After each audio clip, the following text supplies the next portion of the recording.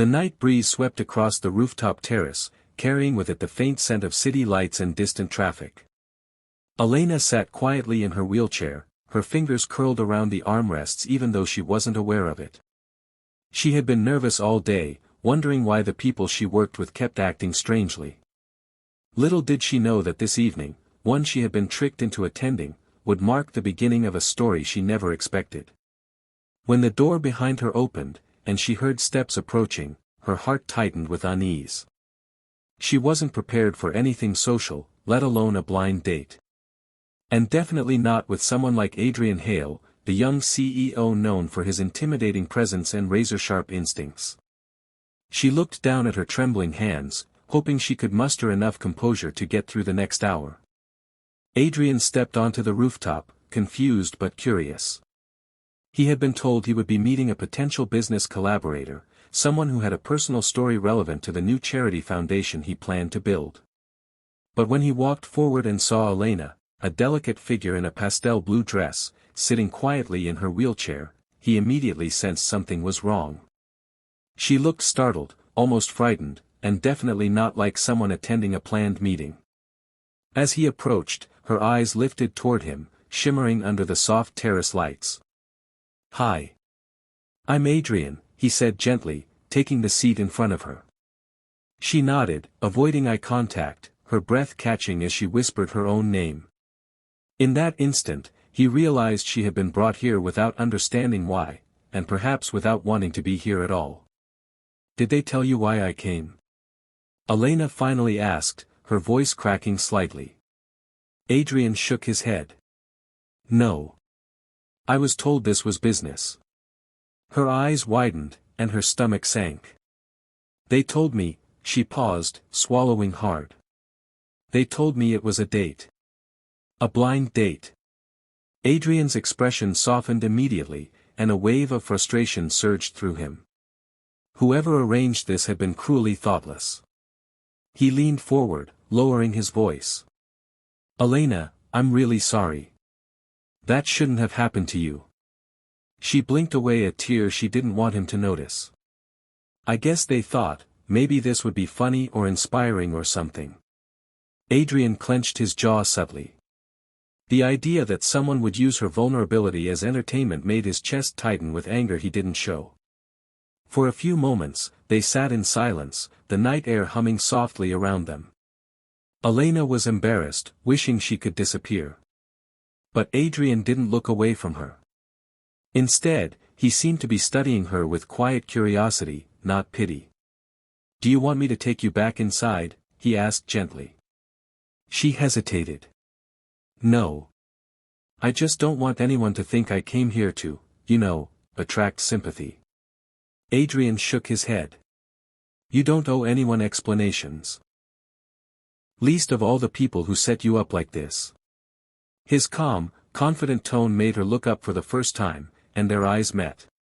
Instead of discomfort, she found reassurance in his expression. It felt strange, the warmth of a stranger caring more than the people she saw every day. Adrian asked if they could talk for a while, only if she wanted to. To her own surprise, Elena nodded. She didn't know why, but something about him felt safe. So she told him pieces of her story, how the accident had taken her ability to walk, how she had struggled to adjust, and how the world suddenly treated her differently, either looking too long or not looking at all. Adrian listened, not interrupting once. His eyes never drifted toward her wheelchair the way most people's did. Instead, he focused on her words, as if every sentence mattered. He shared his own story in return, how the company had taken over his life, how he rarely trusted people, and how he had been trying to reconnect with the world beyond business. "I thought I was coming here for work," he said with a faint smile. "But I guess I needed this conversation more than any meeting." Slowly, Elena's nervousness eased. She felt her shoulders relax, the tightness in her throat loosening. She could finally breathe without fear of judgment. The city lights behind them blurred into soft orbs of gold, like the world had stopped demanding anything from them. "I haven't talked like this to anyone in a long time," she admitted quietly. Adrian nodded. "Same. It was then she realized something unexpected, that he wasn't intimidating at all. He was human, almost fragile beneath the polished exterior. And for the first time in months, she felt seen for who she was, not for what she had lost. Time passed without either of them realizing it. The cold breeze became gentler, wrapping around them like a shared moment neither wanted to break. Adrian eventually asked if she wanted to leave the rooftop, but she shook her head. Not yet. His smile in response was subtle but sincere.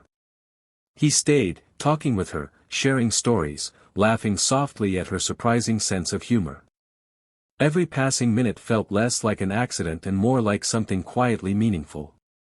Something neither of them had expected. When they finally stood, or rather, when Adrian gently positioned himself behind her wheelchair, Elena looked up at him with a hint of uncertainty. "I hope this wasn't a waste of your evening," she murmured. Adrian paused, meeting her gaze with an intensity that made her breath catch. "Elena," he said softly, "this is the first time in months that an evening has meant anything at all."